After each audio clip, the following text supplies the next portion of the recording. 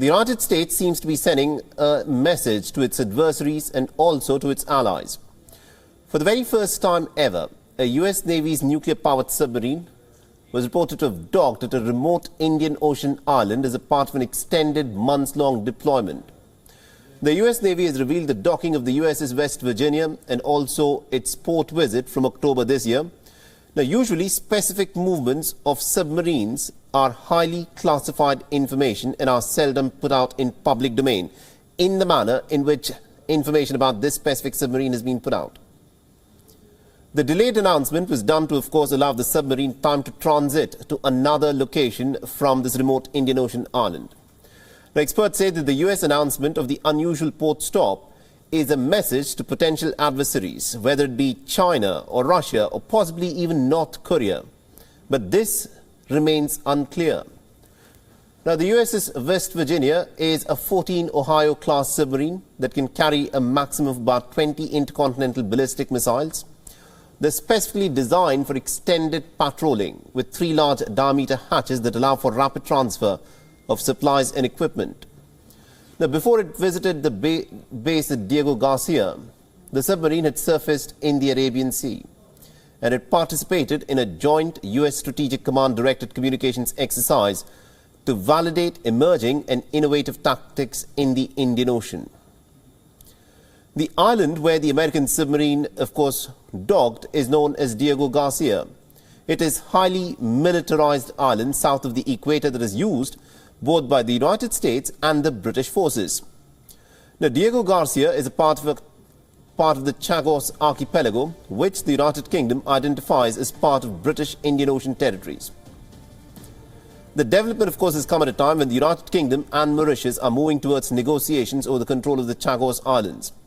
In 1965, the archipelago was separated from Mauritius and then a British colony and then was made a part of United Kingdom's overseas territory.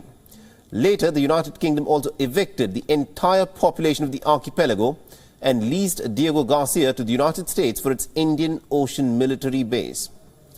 The dispute over the control of the islands has intensified in recent years. In the last few years, the International Court of Justice, the Maritime Law Tribunal of the United Nations and the UNGA have all sided with Mauritius on this dispute. New Delhi, interestingly, which is also building a military base of its own in Mauritius' Agalega Island, has also sided with Port Louis. Now, apart from the dispute, there is another challenge that the world powers, of course, face in this region, and that is of the increasing Chinese footprint in the Indian Ocean.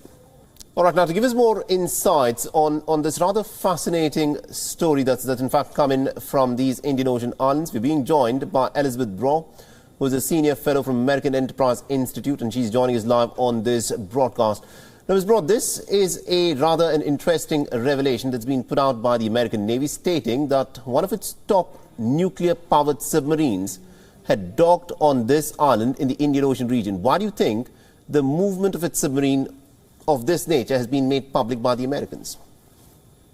Well, it's a very conscious decision by the Americans to communicate to powers in the region that the U.S. is there and it's willing to protect, willing and able to protect its friends in the region should there be a nuclear threat against them. So it's absolutely no coincidence that that this submarine is patrolling there, and that the Americans choose to communicate to the world that that's the fact, obviously not revealing any details about the sub's exact location.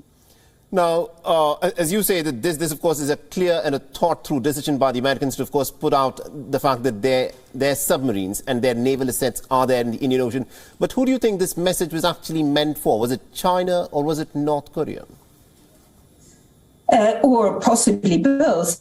The point of deterrence, so this is deterrence that the Americans are practicing. Deterrence is about psychology. You need to convince the other side that whatever aggressive undertaking they may be considering would not be worth their while. That would be a punishment too severe for that undertaking to be a good idea. So what the Americans are communicating, lest any country in the region, and I think really, as you say, specifically China and North Korea, both, of course, nuclear weapon states, lest they get any aggressive ideas towards any other country in the region, or lest they act on those ideas. The Americans want them to know that if they were to act on those ideas, the Americans would be there with its submarines, with its nuclear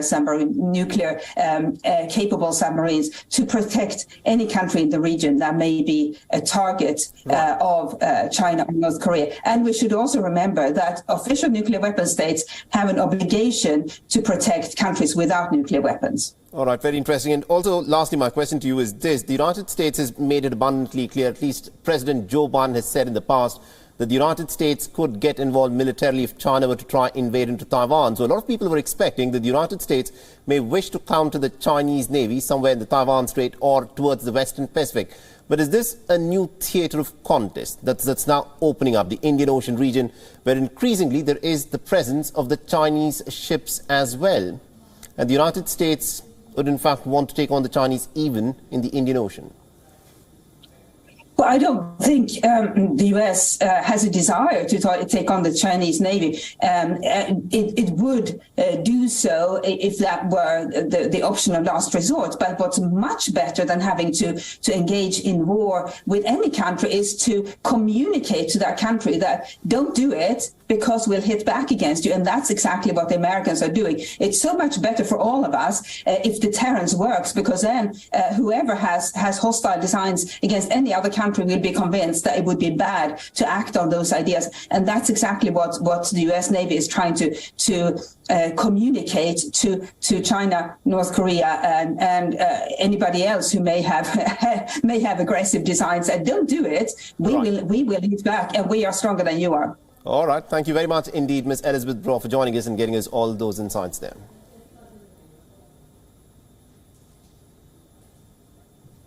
WION is now available in your country. Download the app now and get all the news on the move.